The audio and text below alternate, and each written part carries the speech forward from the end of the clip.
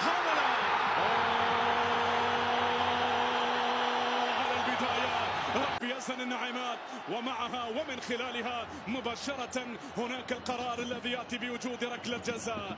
لكن ماذا عن البطاقة الصفراء؟ هل كانت حمراء؟ ماذا عن العقوبة؟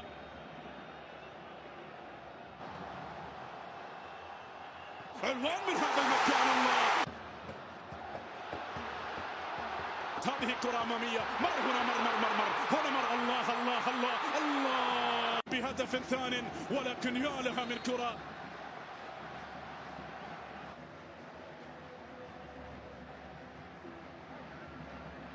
هذه كرة يصل هنا بمحاولة. الله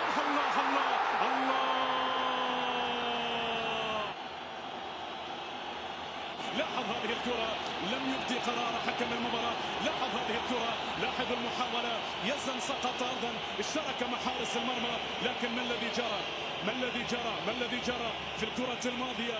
يا لها من حالة. حكم المباراة قرار الأولي قال لا توجد ركلة جزاء، وبعد ذلك يبدو أنه سيعود لتقنية الفار.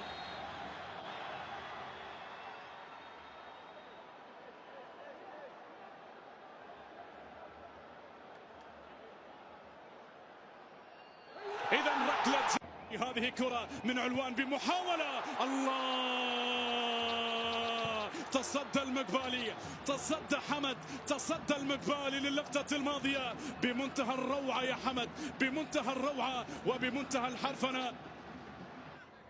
وصلت المحاولة من اليسار. طبعا الأردن الآن على الشوط الثاني من المباراة على يمين الشاشة، بينما المنتخب الإماراتي على اليسار. هذه كرة وفرصة ومحاولة. الله الأجمل في البطولة. هل هو الهدف الأجمل في البطولة؟ يا لها. عادت أردني هنا الانطلاقة، هنا مرة راح للأمام، هنا مر، هنا عبر. الله على الكرة، على المحاولة.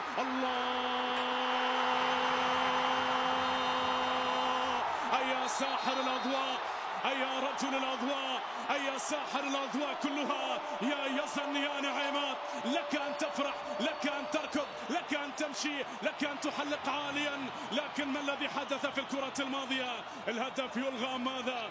الهدف يلغى. يبدو لي في اللقطة الماضية يبدو أن هناك حالة تسلل على يزن النعيمات. لاحظ الكرة، لاحظ المحاولة، لاحظ الفرصة الأخيرة، فيها كلام اللقطة.